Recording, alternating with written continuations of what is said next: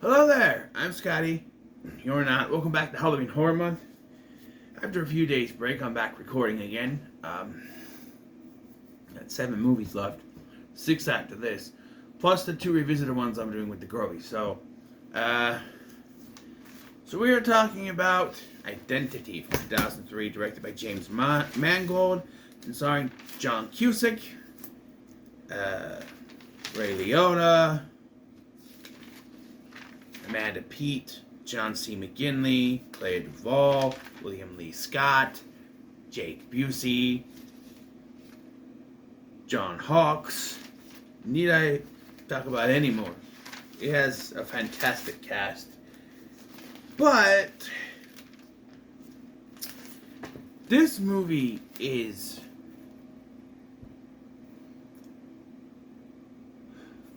frustratingly confusing. I don't. So, at its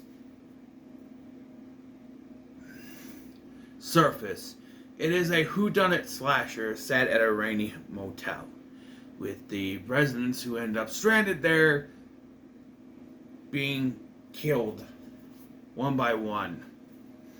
But under the surface, there is a whole other narrative going on in this film that, for me to talk about this film as openly as I can, I'm gonna have to take the spoiler lid off completely, because there's just so much to talk about with this. Like, usually I go through the movie and I talk about each thing, but there is so much, I lead up to the spoiler. There's so much to talk about that I just have to go ahead and go all out. Okay, so,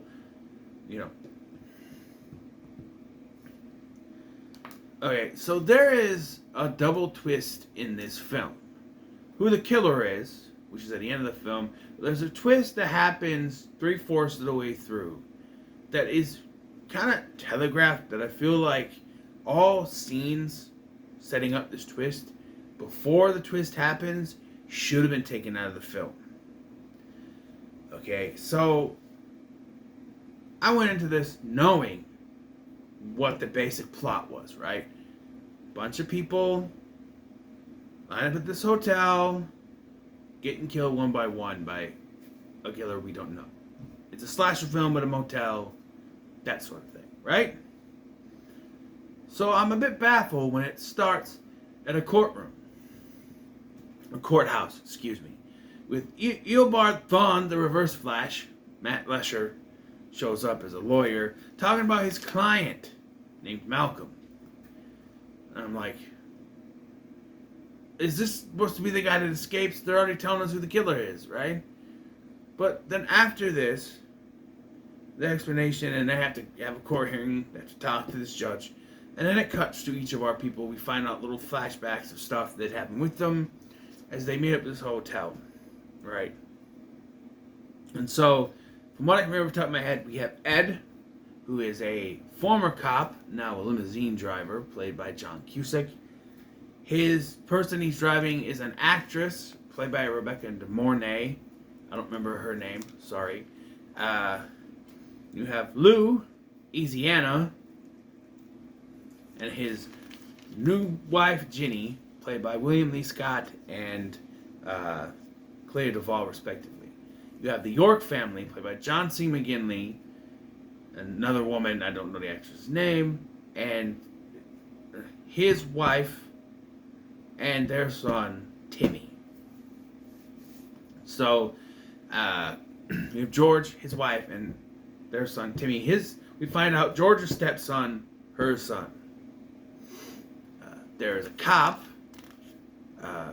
named Rhodes, played by Ray Liotta, who has a prisoner on his way to a prison transport, played by Jake Busey.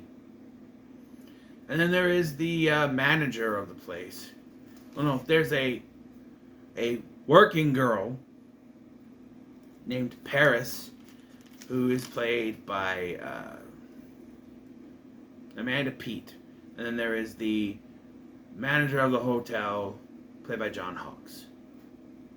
Alright. 11 people here. Alright.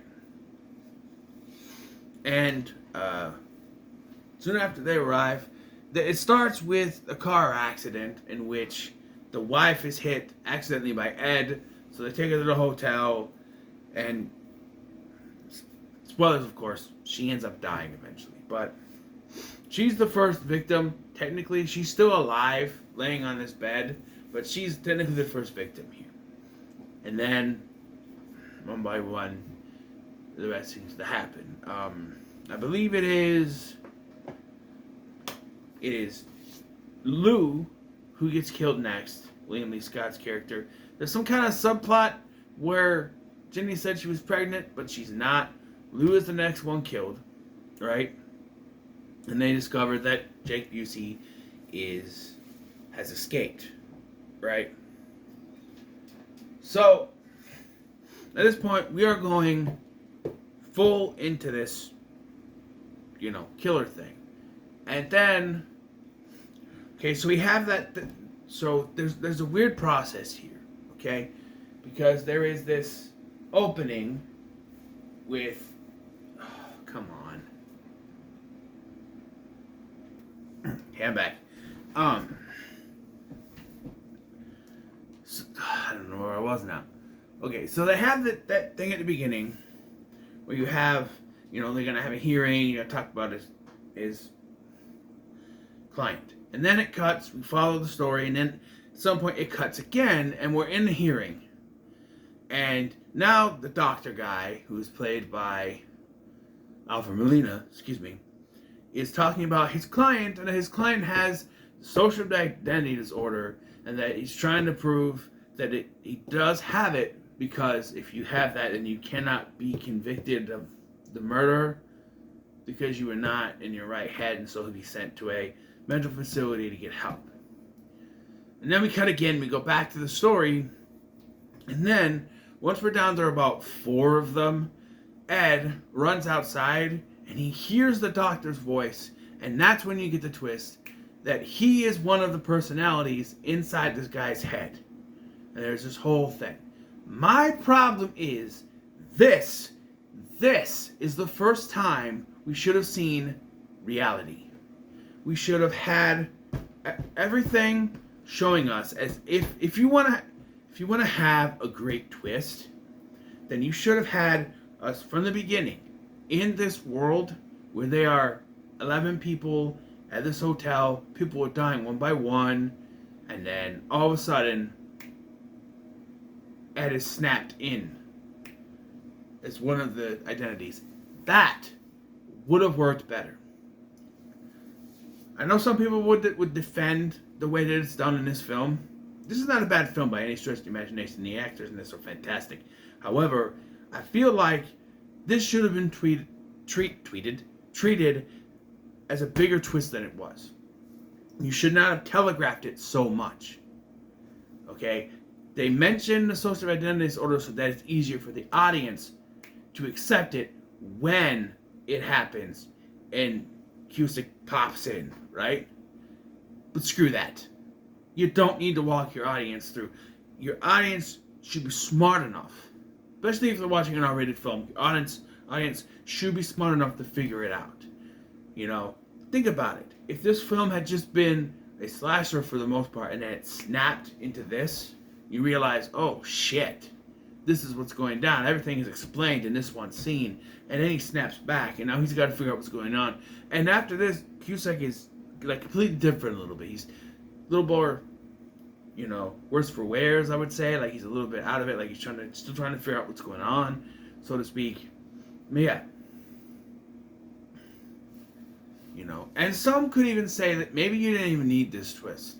Just make it a straightforward slasher, and it would work just fine. However, if they did that, the ending twist I don't think would have worked as well. So let me go back to the main plot story here. So, we got these 11 people, they meet up, and then Lou is killed. And then and then the mom dies. George accidentally gets hit by a truck when they're trying to leave. And then you have the killer guy, he dies. And then they think Lou is the killer now, but he's not the killer. And then, or not Lou, John Hawkes. They think John Hawkes is the killer now, right? But he's not the killer. Ginny and little Timmy, they try to leave, but they get in a car. Boom! It explodes, and then we're down to the rest of them. You got Ray Liotta, Rhodes. You got Rhodes. You got Ed, John Hawkes, who's now tied up because they think he's the killer, and then they find a body in there, and John Hawkes reveals that he wasn't actually the manager of the hotel. He happened upon the place as he was driving by, and he found the body face down in a pot pie, right? So he hides the body in a freezer so that it holds up well, but he waits for the family to show up. Only the family doesn't show up. Instead, more people show up, and he starts checking them in, right? And then, so he just stays the manager here. However, this does not make sense with that twist of their identities in the head. They say there's 11 distinct identities. Who is this body? I've looked up on the internet, and people say, oh, it doesn't matter. It does matter. Is that the original identity? Is that Malcolm? It's not Pruitt Taylor Vince. It's just another dead body actor. I don't know who it is. It's confusing. I don't know what that's supposed to mean. Why is that there? I don't understand that. There are parts of this that I keep thinking maybe this was more of a straightforward slasher and they edited stuff into it, but it doesn't seem like that. It seems like they're supposed to go together, but this part just confuses me. Because if these are all 11, at one point we see Jake Busey trying to escape. He thinks he does, but he just ends up back at the hotel again. Which means that they cannot leave. And when they get there, they try to leave, but there's it's storming and everything is flooded and they can't get out. So it's showing that they are stuck here until, this is inside the guy's mind.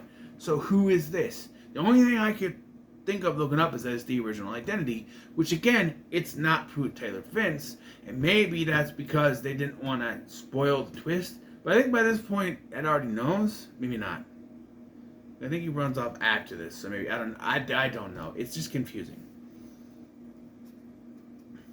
But yeah, and then they have another twist, which also doesn't make sense to me, because there's another body. I don't know. They're trying to do too many twists in this, I think.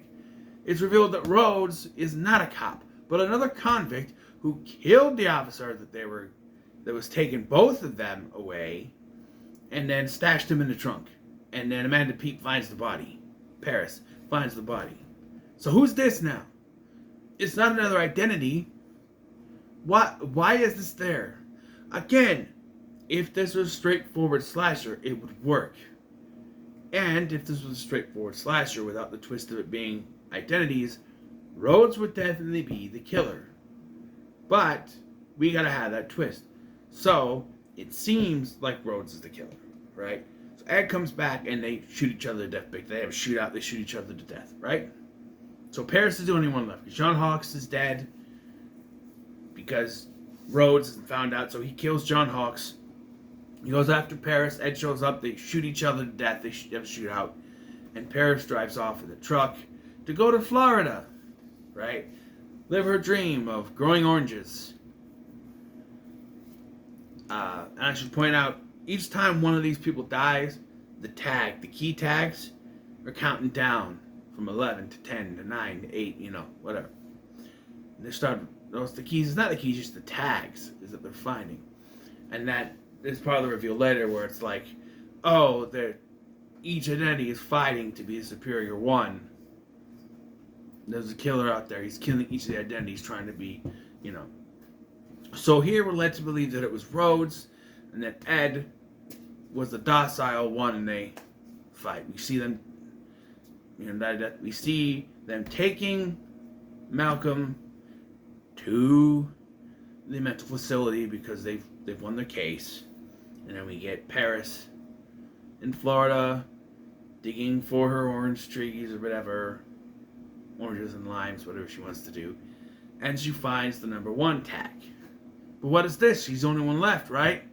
No, because the real killer is revealed to be Timmy.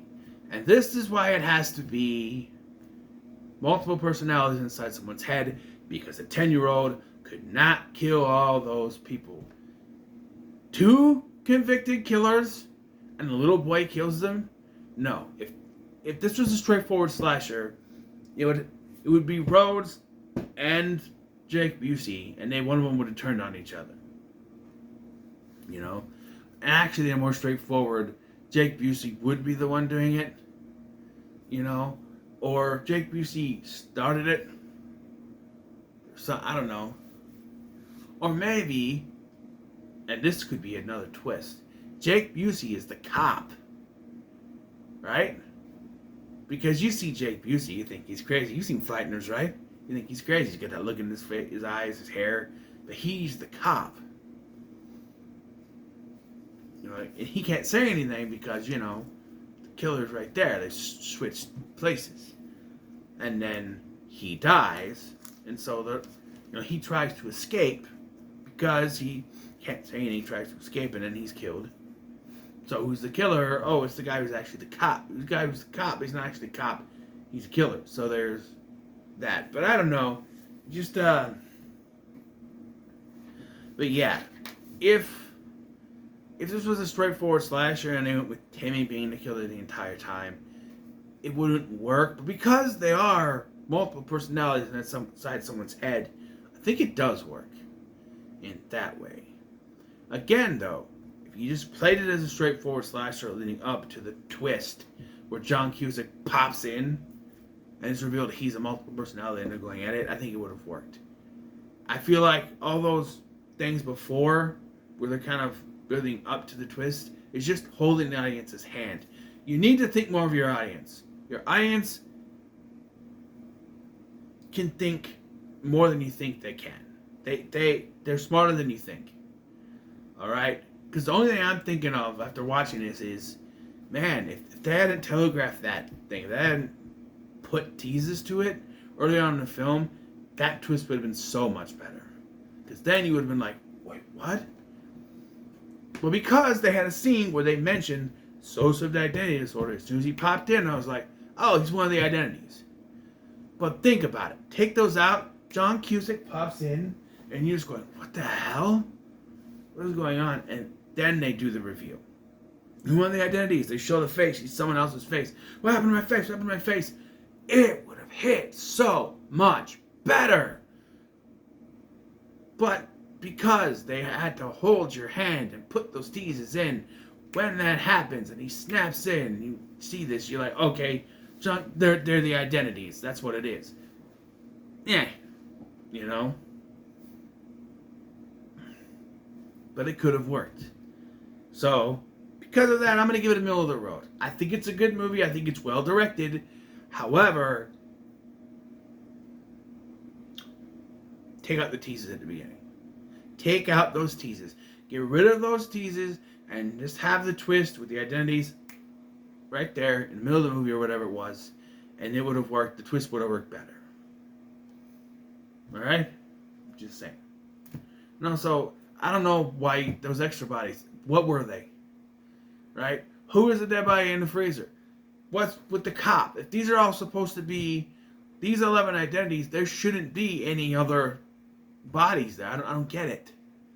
I don't know. But, so what are your thoughts on Identity? Let me know in the comments below. Make sure you like, share, and subscribe. Thanks for watching. I've been Scotty, and I'll see you in the next one.